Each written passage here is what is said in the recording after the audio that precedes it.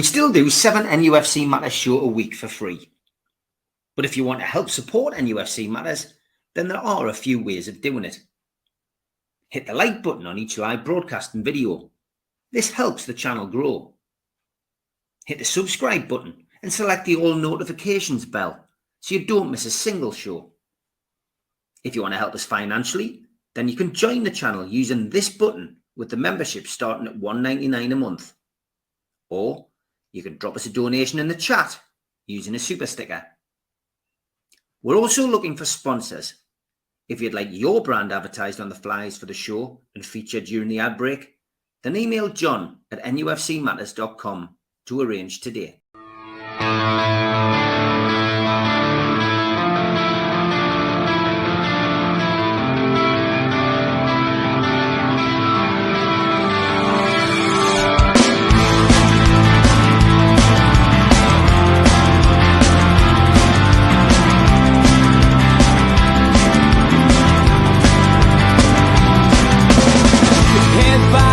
Critics attack. It feels like I've been talking to myself again.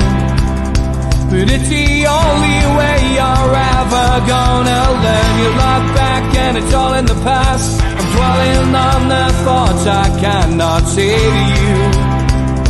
If I don't say the words, then maybe it's not true. And it feels alright when they come and say to you, you're the only thing that makes us all believe. And it feels alright where the worlds collide. Manipulation stands to make us break. What's that you said coming over you? You wish it upon a star. You wish it on a star. You are, you are, you are. You fight back, it's an all-out attack. It feels like I've been taken on the world's machine. Because I want it more than anyone can dream. You look back and it's all in the past. You tell me how you live by all the things you do. Well, you can be yourself, but maybe I'm not you. And it feels alright when they come and say to you, you're the only thing that makes us all. Good evening, welcome along to NUFC Matters with me, Steve Wright. It is the Joe Allon show, and apologies to those of you who tuned in this afternoon, only to be greeted with nothing. StreamYard was playing up, so we've had to pre-record this show, unfortunately, but it does mean that it's on at the usual time of 6 o'clock, so I know some of you will be happy not to miss out on the live chat. Joe, how are you? I'm very good, Steve. All good, all good. Good to see you, mate. Good to see you. And international break is upon us again, but we can still look back on what turned out to be a wonderful away day at the City Ground against Nottingham Forest, a 3-1 win for Newcastle. Absolutely superb.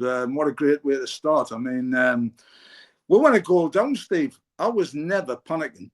I don't know about you. I mean, I wanted to ask you as well straight away about what the difference was in the fans. I mean, you were the last away game at Stamford Bridge, and obviously I got the hips a bit when we went a goal behind, thinking, you know, it was dead and buried at Chelsea. But the Notts Forest game, going a goal behind, I never felt pressure. I thought we're definitely going to win the game still.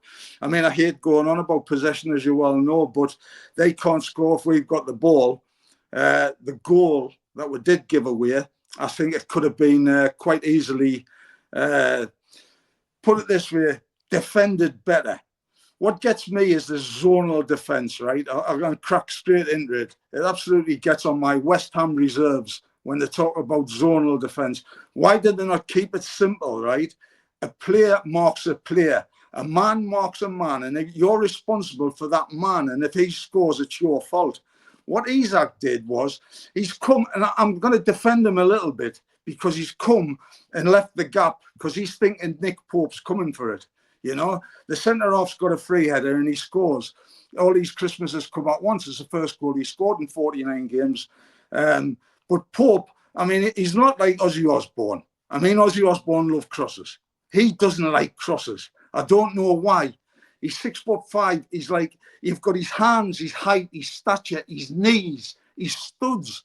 If he's coming for a cross, mate, I'm not joking. As a centre forward, you're either one or two things. You're brave or you're stupid, or you're both. You know, you didn't get in your way of Nick Pope coming out. So he's got, I mean, that's a part of his game I really want to see improve. But he's actually dropped off.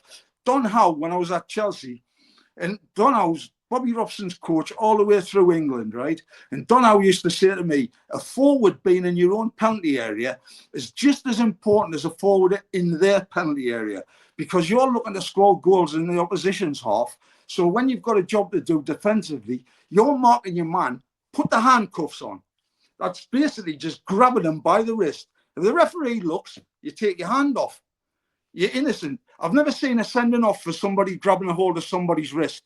In nightclubs, it's frowned upon, especially if it's in the wrong areas. But in the football pitch, if you've got the handcuffs on, he can't run and he can't jump. And you're also giving him something to think about. So, you know, you mark him like that. That used to be a great ploy to just stop somebody getting a run on you. So that's enough I'm going to say about defensively wise. Apart from, I did think Dan Burn playing against, with Shaw as well, marshalled the defence fantastically well, playing against the second top goal scorer in the Premier League, and he never got a kick. Chris Wood's never got a kick. And the thing was, that's the way that the whole game was set up for me, by a solid defence and formation, which you love. The two fullbacks. When you've got your two fullbacks and their two wingers are getting took off after an hour, and both of them England internationals being called up into the national squad, that's telling me that the defence and the fullbacks especially are doing a great job. I've got to say about Tino, the whack in the gob, mate, honestly, you were like the remake of Platoon. You know, I thought, like, this, where's he? This, you know, he's got a smack in the chops, right? There's 3 physiotherapists on, Steve. He's got a cut mouth. The game was now on injury time over 5 minutes for a cup and however. Just get on with that bit. I mean, Dan Burn is getting a booking, right, in the suspension because he's had to take a lad out on the halfway line, because I've seen them given, by the way, Tino. I'm going to stick up for you a little bit, because that elbow in the chops, I've seen it sending off offence. I've seen it booking it at least, but at least the player would have been stopped. Whereas Dan's took that boot and he's took one for the club, he's took one for his teammates, and he's done the right thing because it had to be done. But Tino, you know, you've got to be a little bit stronger. You've just been called back into the England squad, which is great to see, both fullbacks. I really hope Lewis Hall gets a game. We'll come to him a bit later. But the whole performance, if you like, was based on that. And also, and you say about the formation, and I'll ask you about that, but David Longstaff, for me, had his best game coming back. Sean, sorry. I always talk about his dad. His dad's a great lad. But the thing about Sean is he's done the work that midfielders don't want to do. It's the work that's unsung, if you like. And I thought Longstaff was brilliant.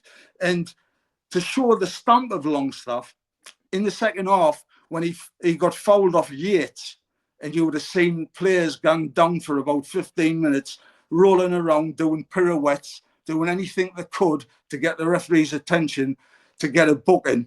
The lad stopped on his feet, and that shows the prowess of the lad. It shows the class of the lad, because he could have easily got Yates a booking, and he should have been booked in the game, and invariably would have been on a knife edge. But that just shows the stamp. One, I want to ask you, Steve, what was the atmosphere like in the crowd? And 2, how did you feel about the formation? Because you love the formation, being an unchanged team, which I did say was hopefully going to happen again. Yeah, I mean, look, first of all, the atmosphere, you're saying how was the atmosphere? The atmosphere was subdued at half-time, best way to describe it, because, most of us in the crowd didn't feel that Newcastle had dominated that first half. But ironically, a kid came up to me, I've already given him a shout out a couple of times on the show. He came up and he said to me, he says, we'll win this game 2 or 3-1, Steve. He says, I think we've dominated that first half. He says, I really do. And I just felt we were slow. The people I was at the game with, we felt Newcastle was slow. We didn't feel as if we'd gone into top gear. It turned out at the end of the game, the interviews that I heard with Eddie Howe and Joe Ellington in particular, was that they had planned that. That was planned by Eddie Howe. He'd gone with the intention of playing a slow game in the first half and then ramping it up in the second half. And if that was the game plan, it worked. They went to goal down. It was a gamble. They went to goal down to a cute header from the Brazilian. His first goal for Forest. Was it Marcelo or something like that? Or Morella, whatever his name was. But he sneaked in, and it was that was just after Newcastle had really quietened the crowd down, and it just gave them a lift. And if they had gone on to score another goal, it might have been a different conclusion to that game. But Newcastle weathered the storm again, got to half time at 1-0. And there was always that feeling in the crowd that it could change, and it certainly did. And I mean, what better way than to score from a set piece? Something really that nobody's massively talked about. We've talked about it on the show for a few weeks now. Why aren't we scoring from set pieces? Well, we finally got a goal from a corner. And Alexander Isak, we were behind the goal, but we were at the back of the away end. So you only get one chance to see it when you're in that kind of position as a supporter. You have to wait till you get home. It looked like a scrambled goal from where we were, but when you got a chance to watch it from all the different angles on TV, what a cute finish from Alexander Isak. Placement, perfection, and a wonderful, wonderful goal. That gave us that lift that we needed, and it really just gave the midfield that chance to express themselves. And I thought Bruno was magnificent. I thought Joe Ellington was at his physical best, and as he barged through and weighed up the option of putting that ball in with his left foot into the bottom corner, he was never going to miss. It was a bit like Kevin Keegan in '82, where they said the crowd sucked it in. We sucked it in at that end, and Newcastle went 2-1 up, and the result never looked in question after that. That second goal deflated Forest, and then Harvey Barnes comes on. Anthony Gordon goes off. There's always a sharp intake of breath when one of our star players goes off, because we've had a lot of luck with injuries this season, but still, when you see somebody like Gordon or Isak go off, fans are going to be concerned. But he was walking. He didn't look too bad. Harvey Barnes comes on for his cameo, and Harvey Barnes does what Harvey Barnes does when he comes on as a sub, scores goals. And he really, really took his chance well to make it 3-1 and give us all 3 points. It was a deserved win. The players came to the away end, as they always do, win, lose, or draw, and gave us all a big round of applause. The smiles on their faces told us how happy they were. And Joe Ellington got the applause from the fans. He got the man of the match, of course, from Sky. But people were singing that song. He's Brazilian. He only cost 40 million.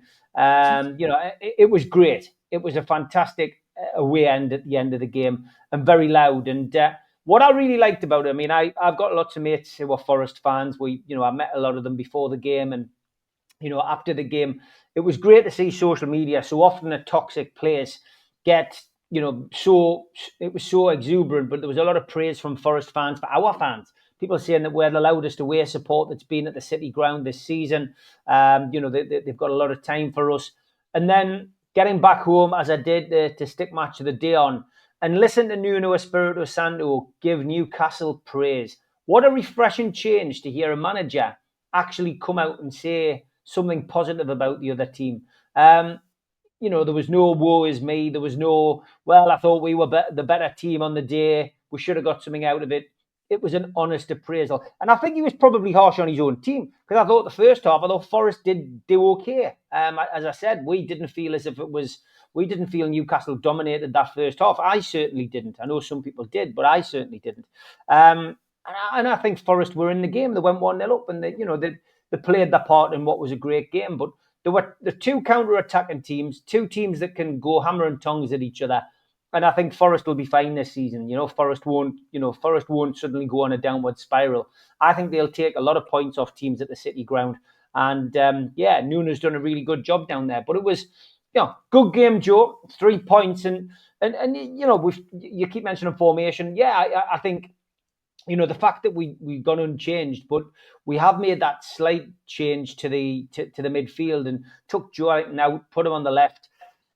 Playing Gordon left and right, changing him over as the game flows. I think it's made a hell of a difference, and it's given Bruno that little bit more freedom. And the key player really in all of this, you've mentioned Sean Longstaff. I'm going to big up Joe Willock. I thought Joe Willock, again, was superb.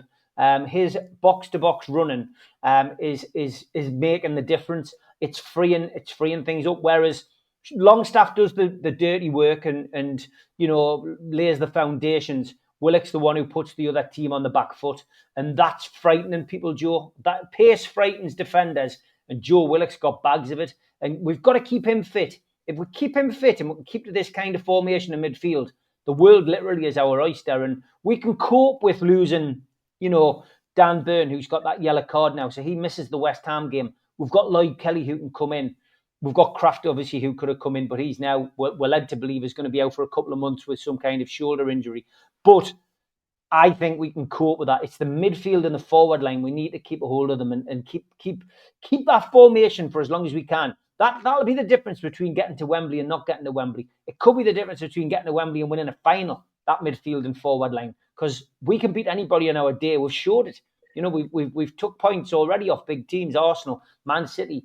We can do it. And I genuinely think that that slight change in formation and bringing Willock in and Longstaff back in and moving Joe Allon out to the left and giving Gordon that opportunity to play left and right, I think it's changed our whole season, Joe. Yeah, for sure. I mean, you've mentioned straight away, obviously, I'm coming to who was my man of the match, but Bruno was great. Big Joel was great. And what a wonder goal. Fantastic goal. For a minute, it left his foot. The one person in the whole of the country knew where that was going in that corner, and that was Joe, Big Joe. Honestly, I thought he was really, really good. But you've mentioned Willock. For the first hour of that game, he was an outstanding performer on the pitch, Steve. He was the difference, our best player in the first 45 minutes by country mile. And it's what you're saying, his pace and his endeavour, but his link-up player is what, for me, he's bringing Isaac into it and taking weight off his shoulders, but also taking weight off the midfield, because the midfield's actually got an outlet. And he can go both ways. But what he doesn't get a lot of praise for, Joe Willock, is his touch. He's got a fantastic touch, and he's got this great ability of bringing players into play. And the fact that Bruno, I think the way Bruno's playing now at the minute and regaining his confidence, he's got to be the most tackled player, midfielder in the Premier League that gets the most fouls committed against him, because of one reason: his absolutely brilliant ability with the ball at his feet. For being a diminutive little fella, I tell you what, his ability, both left and right foot, twisting and turning, his guile and his exuberance. And you're seeing the best of Bruno now, and I think he'll get better. And I mean, I'm not joking. The shot he hit with his right foot, outside the right foot, you must have a great view of it. Anybody in the world doing that, another half a yard down, and that is a world-class piece of skill that you don't see every game in a Premier League match. It was absolutely brilliant, and it deserved the goal. But the good things is we're talking about all the positives, like you've said. You've said their manager give us plaudits. I thought the crowd was fantastic. You said they were a bit muted. I could hear them all game. I thought they were fantastic. And the sold out again, it goes without saying. But the other managers, when they're given praise like that, and bear in mind, Forest were third in the league last week before games, before we beat Arsenal, before we, at the end of, last Saturday night, shall we say. And now all of a sudden, there's 5 or 6 teams, and we're in the space of that group that's just a point behind third place, And yet 2 weeks ago, it was doom and gloom. Eddie was getting an interview that never supposedly didn't happen. Is that as many superlatives as you can say in one sentence? But we all know the reason that never got put out there. But the thing was, it's now, we're on a roll. Isaac, all I'm going to say, goal scorer, 4 in 4. That's beautiful. He might play against West Ham United coming up. He might not score, he might not get a kick, but you know what? You get on your next run then. You said to me, how do forwards get the confidence back? You get the confidence back by scoring goals. And I think again, his general play again was brilliant. And you're on about the balance because I'm bringing it up because I think this balance now in a settled side, obviously Dan's going to go out, but you've got players that's going to come in and be able to fill in. And it's now important, and what's really important, Steve, especially with the international break, while the lads are on holiday in Dubai. Sorry, while they're doing the warm training course. No, I was in right Saudi. the first time when they're on holiday in Dubai. Aye. While they're there, and you should be then saying to the manager while you're training, be knocking on his door visibly. When you're having that attitude of saying, right, I'm not in the team, but I'm going to do my utmost best. I'm going to do everything I can possible to turn Eddie's head so that if there is a change or there's got to be some sort of a break in a game, because it's a squad game these days, but you're putting it in Eddie's head that, yeah, you're the man that wants to come on, like Tonali's doing. When he's coming on, he's making a difference, you know? And this is the thing where you've got to be knocking. Harvey Barnes, I think he scored 3 goals when he's come off the bench now. That's 4 for the season. And he's still saying, hey, I'm here. When you want us, I'm here. And if you get in the team, it's about keeping the shirt. And this is all good, positive vibes as a professional footballer. They should be looking and thinking, how can I get in the team? How can I change the manager's mind in making him play me instead of somebody else?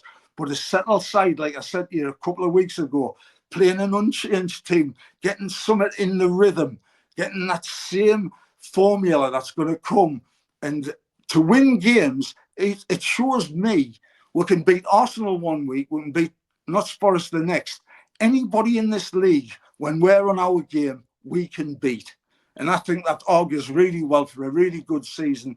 And that's before getting in amongst it with the League Cup. And our best chance to bring silverware back to Tyneside for a long, long time is that League Cup. Yeah, hope so, mate. Yeah, I mean, we've praised a few players already. I mean, Big Dan Burn, he's going to be sitting out the next game against West Ham after the international break. 5 yellow cards, so 1 game suspension for him. But alongside, Lewis Hall in particular, superb performance. And I mean, you mentioned it. Chris Wood, 8 goals in the Premier League, 3 goals in the last 3 games. Newcastle nullified him, didn't it? They nullified the threat. 75% of the game, he was chasing lost shadows, and it was credit to those 2 guys. Brilliant, and this is where you set your stall out by a solid defensive player. I mean, I'm not saying the 2 wingers played badly for Notts Forest, but there's a common denominator why they both went off, and it was how well the lads did. And Lewis Hall is getting better and better every game. I still think Tino Livramento has got undoubted ability. And we've got to remember as well, by the way, he had a terrible, terrible ACL injury, when he was at Southampton. And he was out for about a year. And he's finding his feet again. And the nice thing is, he's still getting involved in the England setup. And like I said before, I hope both of them play. But it would be great to see Lewis Hall play. Let's face it, in the summer, when we had this championship, we didn't have a left back in the whole of the country. You're playing a lad from Manchester United who never played for about 9 months before he got his international game again. And when he got in the international team, since he's come back to Manchester United, he's never played for Manchester United again. So I don't know. For me, if I'm Lewis Hall, I'm thinking, my God, there's a chance for me to get myself bedded in here and get 50 or 60 caps for England. Because if he gets the shirt and he plays to the potential that he's got, he could be England's left back for years to come, And he's playing really, really well, as in a hell of a lot of the players. Like I said before, Steve, if you get 7 players in your side playing well or above average, you're going to win a game. And we've got more than 7 playing above average and playing very, very good. And it's great to see at the minute. I'm really, really pleased with the international break going into the next game against Forest on that Monday night, Were you surprised that Nick Pope didn't get called up for England? I mean, he has really played quite well in the last few games. Got up to a shaky start. I know a lot of people have ultimately, spoken about, his imperfections. People say that he can't kick a ball, etc. His kicking's not greatest. He's a great shot stopper. He's been England's, number 2, number 3 over the last couple of years. Injury obviously curtailed his opportunities last season. Do you think it's a good thing, or do you think he'll be back in the England setup once Tuchel takes over? Well, I certainly hope so. I mean, I'm not digging Nick Pope out, when I'm on the go about crosses. Centre forwards invariably are in the goalkeepers' union. I'm a Nick Pope fan. If I see him coming for them crosses, I think he's the complete keeper and the best goalkeeper in England, without a shadow of a doubt. And I know for a fact, if he gets his chance to take his chance at international level, he's far better, in my opinion, he's far better than the two goalkeepers that's ahead of him already in international level.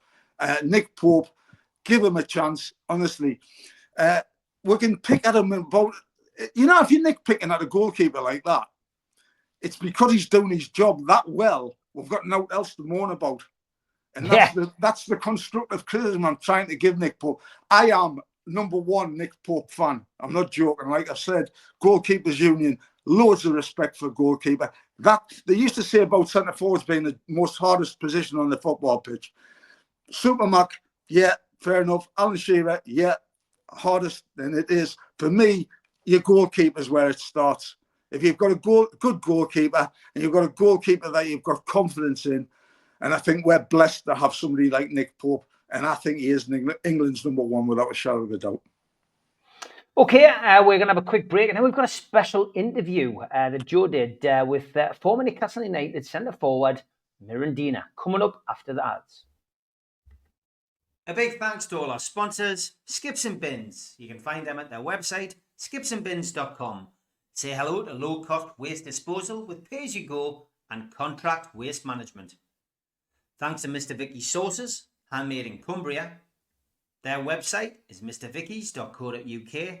Email them info@mrvickies.co.uk or telephone 01768 210 102. Thanks to our fanzine sponsor, United Group Travel. Congratulations to them on their Travel and Tourism Award 2024. 2-crew driver and courier, local family company, 3-star plus quality hotels, no interchanges. All excursions included. Find them at their website www.unitedgrouptravel.com. Email beverly.ugtl@gmail.com. Telephone 01670 632 460 or mobile 0791 666 4174. Just £30 per person deposit. There are no strangers on our tours, just friends you haven't met yet.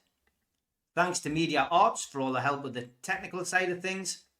And don't forget, we are also available as a podcast on iTunes and Spotify and other podcast providers. If you get the time, please hit the subscribe button. It does do us a big favour. Hit the like button, which is the thumb under the video. That helps the channel grow. And click share to share to your other social medias. You can also hit the join button and become a member. Some dates for your diary. In aid of Newcastle Cat and Dog Shelter, the Long Sands play the Clooney. That takes place on Saturday, January the 4th, 2025, with support from Lilac Lane and the Chris Norris Band. Tickets pre-sale are £15 from newcastlelegends.com or from the venue direct. Peter Beardsley will be doing a talk-in at the Tyneside Irish Centre. That takes place on the 10th of January. Tickets are £30. VIP tickets are £60 and you can get them from newcastlelegends.com. An evening with the entertainers takes place at the Tyne Theatre and Opera House in Newcastle on the 24th of January. Kevin Scott, Steve Watson, Steve Howie, John Beresford, Rule Fox, Peter Beardsley, Rob Lee, Keith Gillespie, Liam O'Brien, Darren Peacock, Paul Bracewell, Lee Clark and Killer Kill Klein are all going to be there with Gibbo, and you can get your tickets from the box office 0191 243 1171 or the website tynetheatreandoperahouse.uk. Lee Clark will be at the Gateshead Leisure Centre. That is on the 31st of January, and tickets available from the Leisure Centre 0191 250 5066. Les Ferdinand will be at the Newcastle O2 City Hall. the 6th of April 2025. That is a 12 o'clock start until 4 p.m. in the afternoon. Tickets available from ticketmaster.co.uk. And Will Scott's book on the entertainers is out now. £18.99, over 380 pages, and a lot of unseen photographs. You can buy that book now from newcastlelegends.com. And we do have some fanzines remaining. If you want to buy an NUFC Matters fanzine, issue 1 is still available, again from newcastlelegends.com. And please take your time to flip onto our other channel, The Word on Blake 7. Please hit the subscribe button and help that channel grow. Now, his name is Mirandinha. He's not from Argentina. He's from Brazil. He's flippin' Brill. Okay, I did change one word there. But Mirandinha, a former Newcastle United centre-forward, the first Brazilian to play in English football, has been on Tyneside this week. And Joe and I were lucky enough to go along and see him with his agent, Humberto Silva, and his wonderful family. And it was a great opportunity for Joe to test out his interviewing skills once again and speak to the Brazilian maestro. So here I am today in Newcastle, our beautiful city, at the Crown Plaza, believe it or not. And I've just bumped into somebody, and you wouldn't believe it, I've only got Mirandinha with us. Mira, absolutely brilliant to see you, my friend. It's great to see you. Nice to see you again. What's it like being back in your beautiful city, your town, your club? I came here for one event. You go to have a lot of importance for my life. I came to a presentation, one program with the Rotary Club International. Yes. We start to work hard to eradicate the polio on the world. I was invited by Humberto Silva, who are inside the Rotary, and I came to start the fight against this best goal in my life. Brilliant stuff. So great work for charity for the Rotary Club for polio, yeah?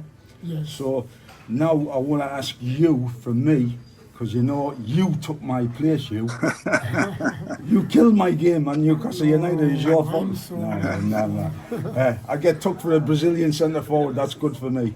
Mira, what was your best goal you ever scored for the team?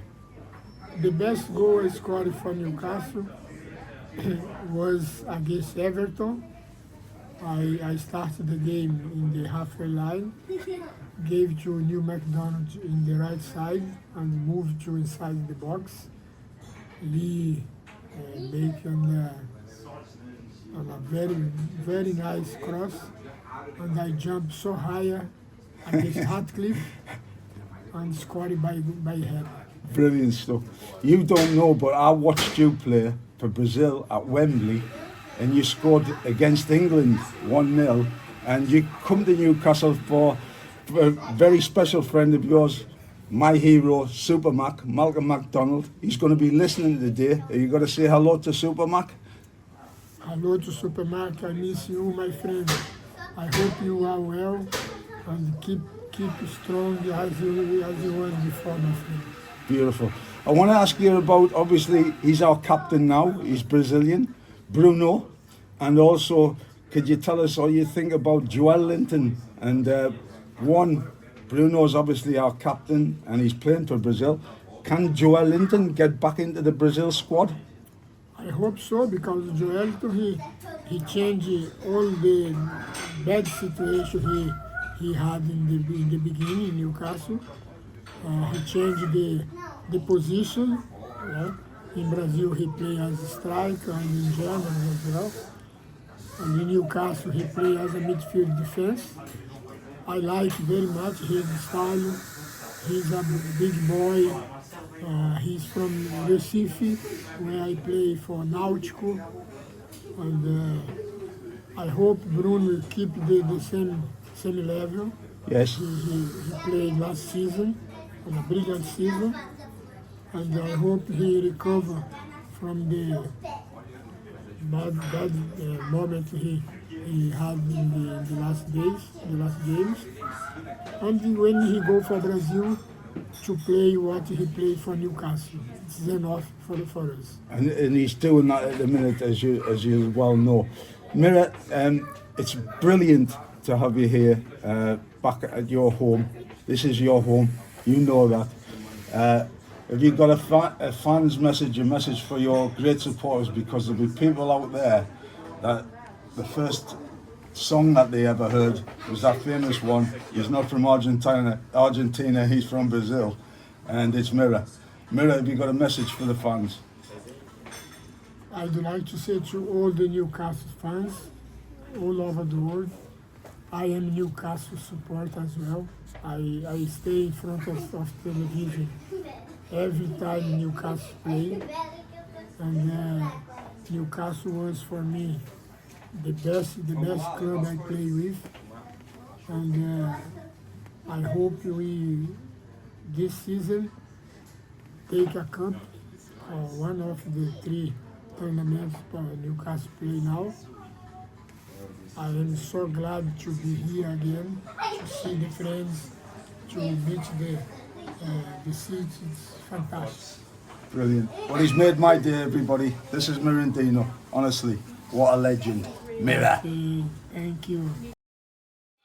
Great stuff. You've got the job, Joe. Oh, you're muted. I've muted you, mate. It was me. Don't worry. Go on. What did you think of that? What did you think? I think I got a little bit excited because I called him Mirandinho. I was getting excited with Ronaldo and Ronaldinho. But what can I say? When you rang us on Sunday night and you said you were arranging a Brazilian for us, I thought I was going to one of them parlours that the wives gone to in the tune. I'm thinking arranging a Brazilian, and I was delighted to say that the Brazilian was none other than Mira, and it was. I mean, we loved spending the afternoon with him, Steve. He is just the most precious little guy, honestly. And the one thing that stood out for the pair of us, because we were talking on the way back home, is the love and affection that he has for the club and the fans especially. And I mean, some of his stories, he can remember even to the point where Neil McDonald's played the ball and Lee Makel's crossed the ball. You know, I mean, it's he's even remembering the names for the goal he scored against Everton, you know. And that just shows how priceless he is. And he understands about the 2 Brazilian lads and that they've had ups and downs, you know. But the fact is, his passion for the club, I think, was there for us to see. He's just a wonderful, wonderful fella. And I hope all of his charity work goes well for him. And he says it's the best thing that he's done in his life. And it was fabulous to see him. Yeah, it was 100%. We give him an intro to Lee Wright as well, and if you haven't had a chance to read the interviews in the Chronicle today, I think there's going to be a bit more tomorrow. Lee Wright went down to see him as well, so some great memories shared from Mirandinha. Great to see him. Thanks to Humberto for bringing him over. And you know, some people who watch the show, I think most people who watch this are over 40. You will at least remember who Mirandinha is. But 54 appearances for the club, 19 goals in 2 years. Not a bad strike rate for Francisco. So Christ, if they didn't have Mirandinha, they'll not remember me. 4 goals for Brazil, 4 games for Brazil, sorry, and 1 goal. And as Joe quite rightly mentioned as well, that was against England. It was 1-1, not 1-0. It was 1-1. I left before England scored. Oh. It was quite funny as well. There's a great story about his first week at St James's Park and his first day on the training ground. And Mirandinha got introduced to everybody by the then manager, Willie McFarlane. As he's going down the line meeting people, he looks to his interpreter as he comes to this small, diminutive Irish guy. And basically, he says something to his interpreter. And of course, the guy he's talking to is John Anderson. And John Anderson says, what did he say? He says, he remembers you because you kicked him in an international. I've got to say, obviously, we're doing Derek Wright this week and launching his book. But obviously, Derek told us a story. And I remember we played Norwich away. and obviously Mirror was in broken English at the time. He was just learning our language. Some of us still are, like me. But he's ran down a wing, and Derek went like his hamstring, like he'd been shot, you know, and he pulled his hamstring. And he's went down, and Derek's ran on the pitch. Back in the day, he was very, very fit, Derek. And he sprinted on the pitch, and he's went to Mirror. He went, Mirror, how are you? How are you? And Mirror went, very well, Derek. How are you? And that was a true story. Just getting back to current day Newcastle. Well done for doing that, Joe. It was great. Has this international break come at the wrong time? Well, you can say that because if you haven't won a few games, you're thinking it's come at the wrong time, we're having a rest, but you've still got to play that game the next time, you know? Mm-hmm. So I always think when you're going into the international break and you're carrying that little bit of form with you, and let's face it, the last 3 games for me, Chelsea in the Cup, where it started, and it's just carried on from there, and getting that momentum going, and getting the feel-good factor in the place. And yeah, the boys are going to Dubai, and fair play. It is warm weather training. And Saudi, man. Saudi, not Dubai. Well, whatever it is, Saudi, one of them places. I can't afford it to go in there. You go there all the time. I know what you like. But the difference is the warm weather training and all that. Back in the day when we used to have warm weather training, it used to be a time where we used to let our hair down more than anything else. There wasn't much warm weather training done. But football's changed since them days, I'm sure. Going in Saudi, as they say, it's probably a non-drinking country, which is good for some people. But the difference being that, you know, they're getting together and it's spending time with the players, with the group, which is a great thing. I did want to ask you, because you'll know, Anthony Gordon did go off with what looked to be like a groin injury. Did he pull out of the England squad? Because I don't know, Steve. It was a hip injury. It's just he's just got a little niggle with his hip, and he's still in the England squad. No, he's fine. It was a precaution. He got taken up as a precaution. The game was won, and ultimately, you know, Eddie, did the right thing. But no, he's sorry for anybody that's listening. I just want to know myself, like, you know. Yeah, he's in the England squad with Tino Livramento, who's been called up. He wasn't originally called up, Tino Livramento, but he was called up as a replacement because obviously Tino was in the under-21s, but he has been called into League Castle's 23-man section because of the players who pulled out. The only news that we've had on Emil Kraft is that he's withdrawn from the Swedish squad for this week's internationals due to injury.